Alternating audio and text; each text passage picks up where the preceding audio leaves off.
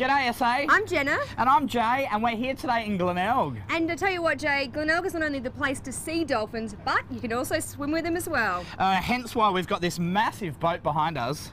Let's go do it. This is the first vessel in South Australia to be given a dolphin swim licence, and it has been conducting successful wild dolphin swims right here in our backyards in Glenelg since January 2002. It is 58 by 32 foot aluminium high performance sailing catamaran, which was proudly built by the owner and operator in Adelaide in South Australia. Temptation is not designed just as a commercial vessel, but a passenger charter vessel. It is twice as wide as most vessels its size. This means its greatest ability just cuts through the waves rather than bouncing over them. So this adds to a smooth and pleasant cruise. It only has a small engine and uses the sails most of the time. This simply limits the diesel fumes. Temptation uses biodiesel fuel for one main reason: limiting the risk of seasickness.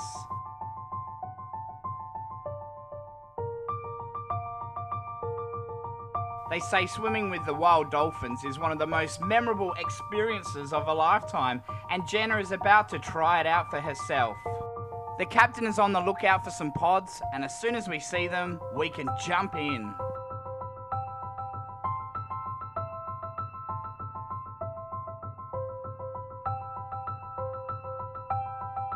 We didn't have to wait for long. Dolphins are one of the Earth's most fascinating and curious creatures.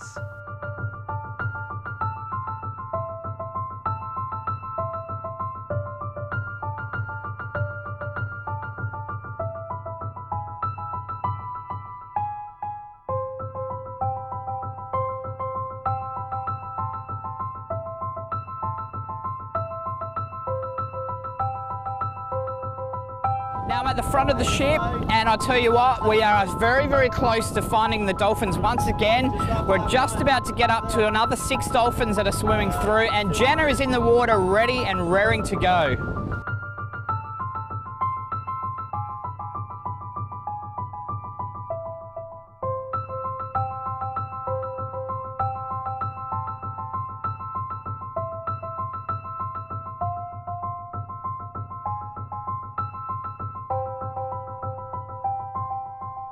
Some great pictures of some dolphins at the front of the vessel, and they were absolutely showing off for us, and we got some great footage. It was like they knew we were coming. What an absolute amazing experience. As you can see down here, we've got one swimming towards us right now, showing off for us a little bit, and yes, just got wet just slightly a little bit there. Beautiful.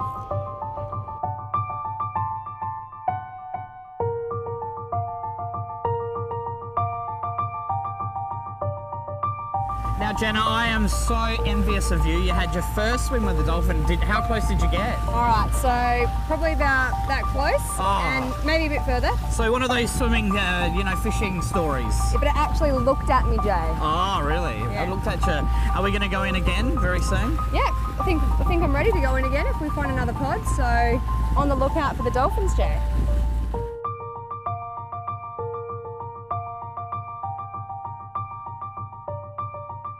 Dolphins are often regarded as one of Earth's most intelligent animals, and because they are very social, they are known to live in pods of up to a dozen of individuals. We met Susan on the cruise, and she is very fascinated by these marine mammals.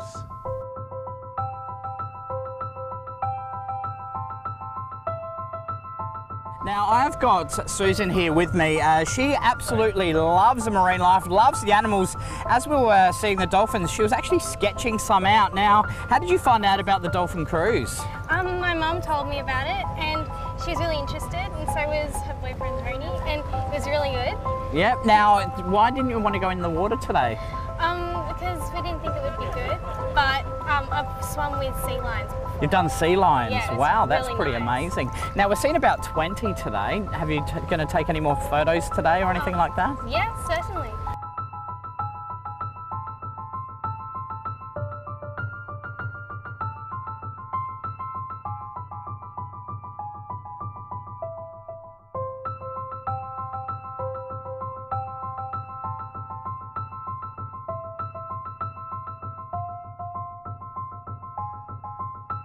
While everyone is enjoying their time on the boat, I'm going to have a chat to Steve, the owner, about how it all started for him. Hi, I'm with Steve, the skipper. I have got royalty with me right now. We've got on an amazing cruise. Now, this is an idea you had from 2002? That's correct, yes. Yeah, and it's grown ever since. Yep, it's pretty big now. It books out very quickly. So, how many passengers do you think get roughly a year? I don't know. I know it's full most times. In summer it's full. Probably 5 days in advance. Now, you had the vessel and it has just gone bigger and bigger ever since. Every year you do something new to it. I had a look on the website. One year you'll put speakers in there, and I saw a nice little bar down there. That's it. You've got toilets, so every year you try and make it a little bit bigger? Yeah, try and make it a little bit more interesting. Just try and evolve with what we're doing and things like that. Now, it is true to say as well that you're the only one that has secured a licence in South Australia for the Marines. I think there's a couple now. There's one in Baird Bay, but around the metropolitan area there's just us. Metropolitan area? Now, what's your operating hours down here? The dolphin swim is from 7:30 to 11:30. But we do all other cruises as well, corporate shows, birthday parties, sunset cruises, but the big popular one is the morning cruise, the dolphin swim. Now, the boat licence that you've got here, pretty full on. Do you have to do refresher courses every year? Not so much the licence. We need a refresher every 3 years for our first aid, but what we do is we upgrade our licences all the time, so you can actually get a more advanced licence. Every 18 months you can get a better licence, but a Master 5 is what I've got and what the other guys have got. Now, I must say, Steve, you've got an absolute dream job. There's not many jobs where you get up in the morning and go, I want to go to work today. I can see this as an absolute amazing job with the scenery. Whereabouts do you see yourself in the future? Are you going to make this bigger? Are you going to nothing like that? I want to stay same size. Same size? I don't want to get any bigger. I just want it exactly the same as it is. It just won't be any fun if it gets any bigger. Yep. It's just got to stay this size, and I just enjoy it this size. And have you had anyone pop the question of an engagement or anything on board? Heaps. Heaps of times? Yeah, heaps. Wow. It's quite a popular thing. Very popular, so you get warned about that?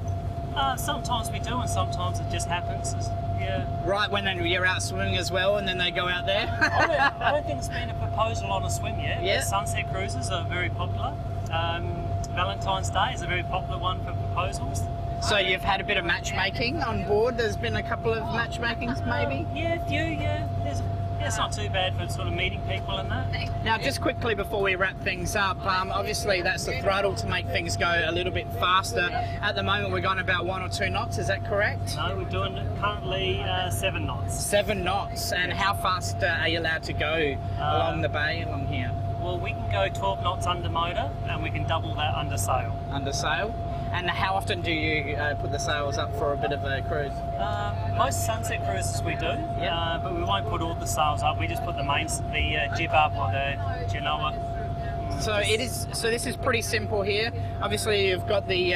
Is it called the steering wheel? Correct me wrong. Yep. Because sometimes they do it here. You've got the throttle, and then obviously your petrol, and then you've got a fish finder down here. So is that how you find the dolphins or anything like that? All by eye. All by eye. Find them by the eye. 3 of you there with the binoculars having a look out of the That's it. ocean. I just want to say thank you very much for letting us come on board today. It's been an absolute experience that I cannot explain, and it's only 15 minutes from the Adelaide CBD, which is an amazing opportunity. So thank you very much, Steve, for having us on board. No worries. Give us a man hug.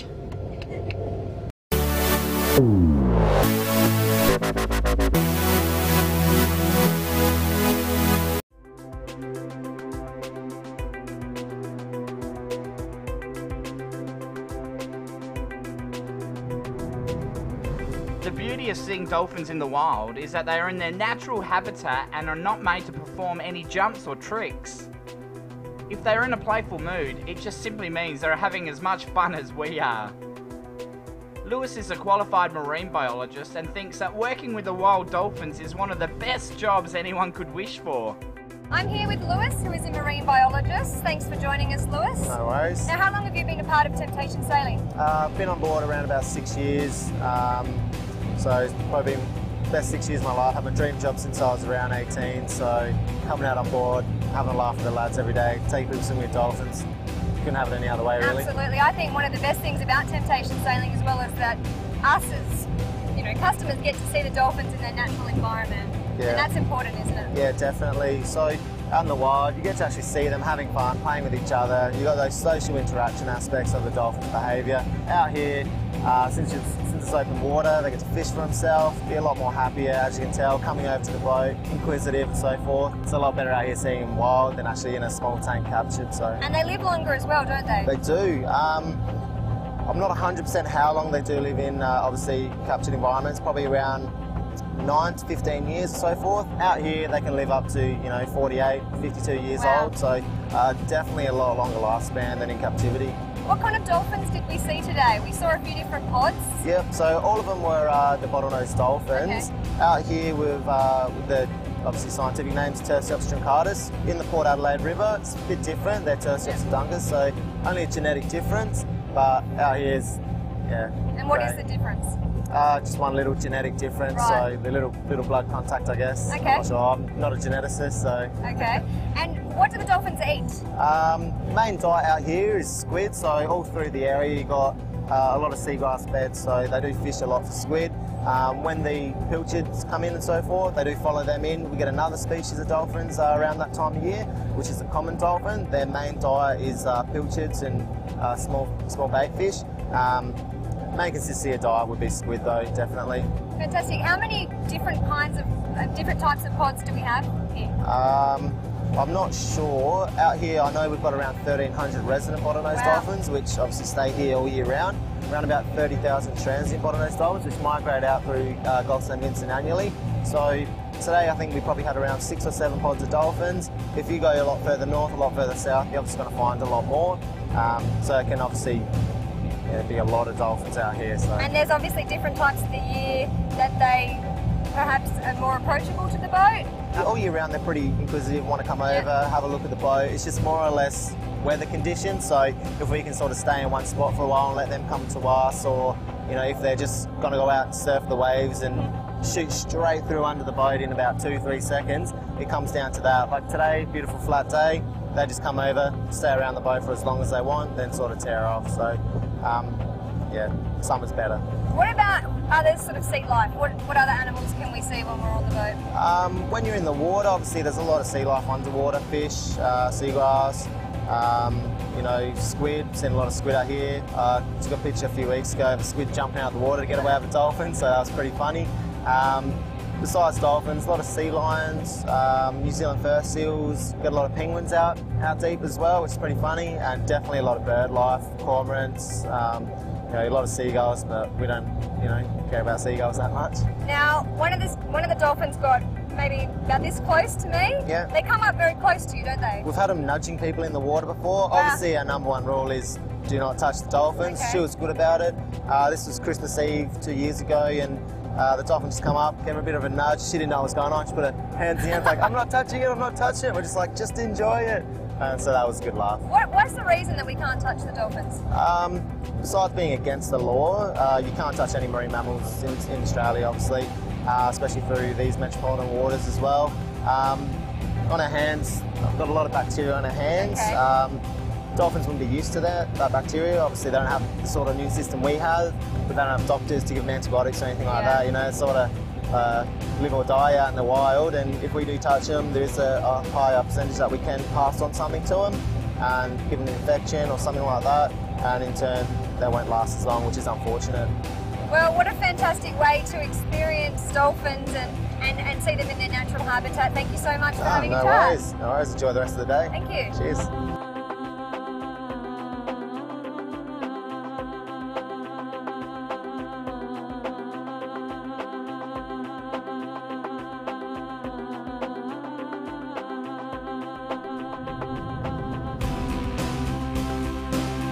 After a great day at sea, you're always hungry, and Glenelg has some fantastic, great local seafood, and we've got celebrity chef Michael that's going to whip us up an amazing dish.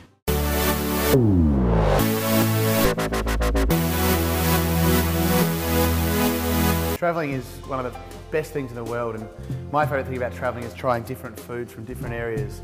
Today we're looking at Glenelg, and you know, I guess a dish that I've thought up from Glenelg is a dish using garfish, which are caught straight out in St Vincent's Gulf, straight off of Glenelg. One of my favourite fish, so tasty, so simple to cook, and yeah, just so readily available. So we're going to do a linguine dish with some beautiful garfish today. So the first thing we need to do is actually cook our linguine. The best thing to do when cooking pasta is to check out on the packet, and it will tell you how long it takes to cook. And here it says 11 minutes to cook. So we've got some rapidly boiling salted water here, and I'm just going to chuck some pasta in. Now, here's a little trick for you. The best way to open a packet pasta like this, it's very simple if you're watching, very quick. It just makes a bit of noise, but what it does is just pops the pasta straight out. You just have to make sure that your pasta is totally in the water before you put the lid back on. That's the easy bit done. That pasta's going to cook itself in 11 minutes. So now we're going to make a really quick sauce that we can finish our dish off with. To our pan, we're going to add a little bit of olive oil and some onion. We're going to give that a really quick stir. Into that, we're going to add some fish stock. I want a really, really hot pan for this. And we want that to reduce down, so it's quite thick and syrupy. Just going to add some garlic to that. And to that, we'll add just a dollop of cream and just sort of mix it through our sauce. Our sauce is almost ready, so what we're going to do is just add our garfish fillets, and we're going to lie them onto this hot liquid, and what we'll actually do, the liquid will actually sort of poach it, so we'll mix that through a little bit. And now our pasta is also ready, so what I'm going to do is I'm going to take the pasta straight across from the pasta water and put it on top of the garfish. So this is how we're cooking our garfish, using the heat from the pasta and the heat from the sauce. I'm going to turn my pan off here so that garfish doesn't overcook. So we're just going to use the residual heat in the pasta and the garfish to cook the last bit of the sauce. Just give it a gentle shake. And as you can see here, the garfish is almost already cooked, which is exactly what we wanted. Now I'm going to add to that a big handful of mint, a big handful of pine nuts to add some crunch, some mountain pepper here, which is a native pepper leaf. And to finish it off, just going to add some lemon zest with my microplane. So what's happened is our beautiful little fillets of garfish have cooked. They've cooked through in the heat left in the pan. So now I'm just going to start turning the pasta and the garfish, all of it through the pasta. And it's going to sort of break up the garfish into little flakes. And so you have little chunks of garfish and beautiful bits of mint, little pieces of pine nut and some mountain pepper. And so that's our Glenelg pasta dish, garfish with linguine.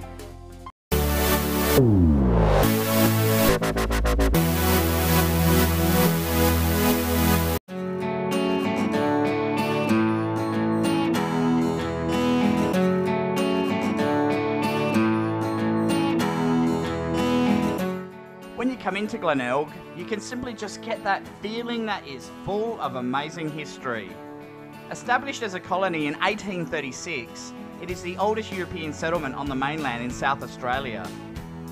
Glenelg is just 15 kilometres from the Adelaide CBD and has everything to offer along Jetty Road, from fine food dining to specialty shops to preserved elements for all the history lovers.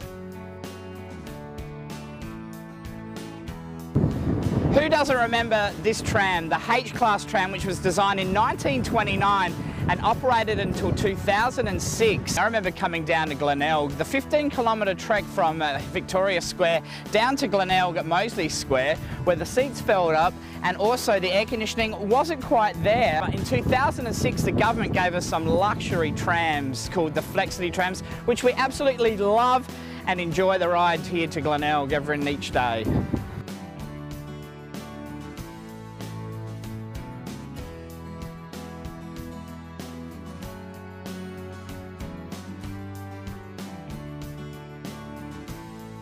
It is simply a magical short walk through the area for you to see what all the hype is about. The atmosphere in Glenelg is well known for a great nightlife and sunbaking along the beach, and simply just taking that little dip in the ocean just to cool down.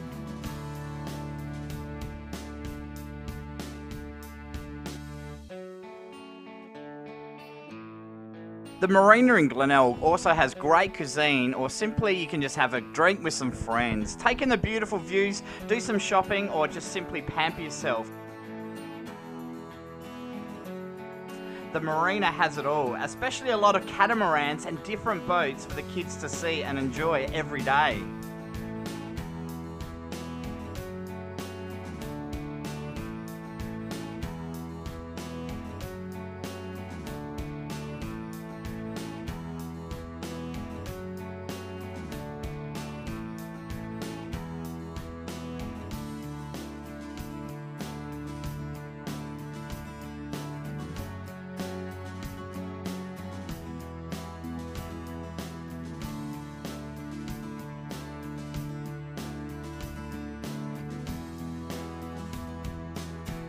The 381 metre jetty was built in 1859, and in 1873 the lighthouse that was situated at the end of the jetty caught on fire, completely destroying it.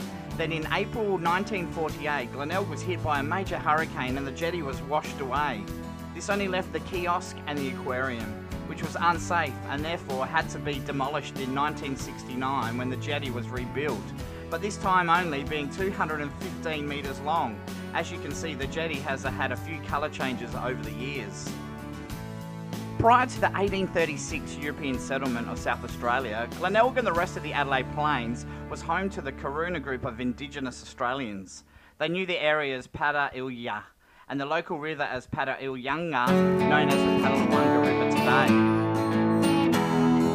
The 2011 census by the Australian Bureau of Statistics counted more than 3,400 people residing right here in the suburb of Glenelg, and has grown in big numbers due to the great infrastructures and the marinas being built for the residents to enjoy. You can just simply see why Glenelg attracts tourists from right around the world and Australia, and you definitely get the vibe that the locals are so proud of the heritage, and you can see why they took up residency right here in Glenelg. Glenelg has some of Adelaide's most unique architectures. Some of the old houses are just simply a delight to look at. You can see why a lot of them are heritage listed here in South Australia. This is one of the most historic parts of Glenelg, the old gum tree.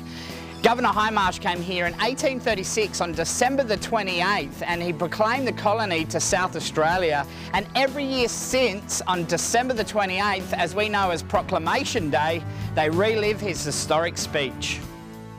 The old gum tree is the birthplace of South Australia and is a great free day out to take the family and look at the well-preserved gum tree and relive the script that Governor Highmarsh presented South Australia, written on the plaque in the garden. It simply has great facilities to have a family fun barbecue area with a great shade and playground for the kids to enjoy, and has great disabled access with toilet facilities. Today we've had so much fun down here at Glenelg. I even caught a fish. Oh, good stuff. Well, I've been building sandcastles, but I do have one question for you, Jay. What's that, Jenna? Does my bum look big in this? No, it doesn't. And if you've got a photo... Why don't you send it through to our Facebook page, or you can send it to us via email as well. And Jay, what a perfect opportunity for the photo opportunity of the week. Cheers!